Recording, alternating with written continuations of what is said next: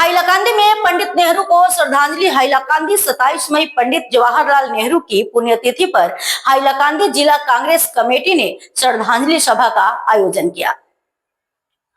कार्यक्रम की शुरुआत संगठन महासचिव मनोज मोहन देव द्वारा ध्वजारोहण और नेहरू जी के चित्र पर माल्यार्पण से हुई।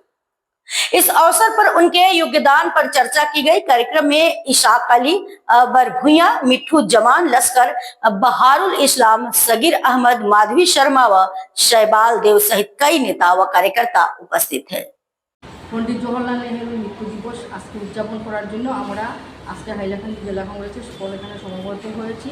আমার বর্তমান সভাপতি ইশাক আলী বরভুইয়া মহোদয় এবং আমার এখানে আরও যারা অর্গানাইজেশন সম্পাদক মনোজ এবং এশিয়ার সাগির এবং আরও যারা আছেন মিঠুজ্জামান সম্পাদক এবং শৈবাল সাউন্ড প্রেসিডেন্ট এবং বাহারুল ইসলাম আমার হাইলাকান্দি জেলা কংগ্রেসের সাধারণ সম্পাদকগণ, সাংবাদিক ভাই এবং যারা রয়েছে।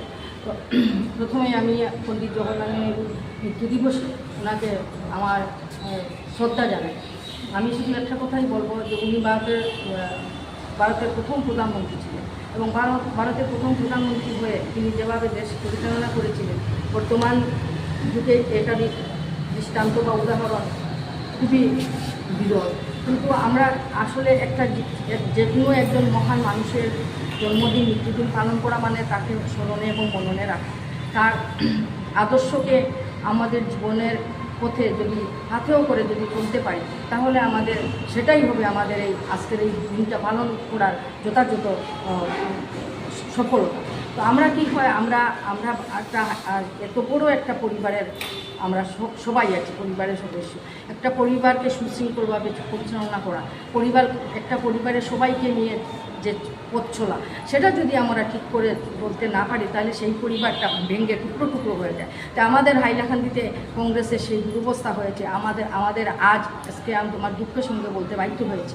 আগে আমরা এইভাবে জন্মদিন মৃত্যুদিন পালন করলে কত লোকের সমাগম হতো, এখানে আমাদের একটা বিরাট আকারে মিটিং হতো।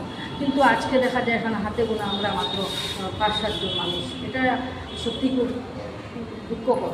তো সে যাই হোক, আমাদের একটা জিনিস বুঝতে হবে। আমি আগেও অতীতে অনেক দিনও বলেছি যে আমরা অতীতে কী হয়েছে না হচ্ছে আমরা সেগুলো না ভাবে আমরা বর্তমান দিন চলব, আমরা যাতে করে ভবিষ্যৎকে আরও ভালোভাবে করতে পারি সেই হিসাবে আমাদেরকে চলতে হবে। তো আমি আজকের দিনে সবাইকে আমার আন্তরিক শুভেচ্ছা ও অভিনন্দন জানিয়ে আমি এখানে আমার বক্তব্য শেষ করছি।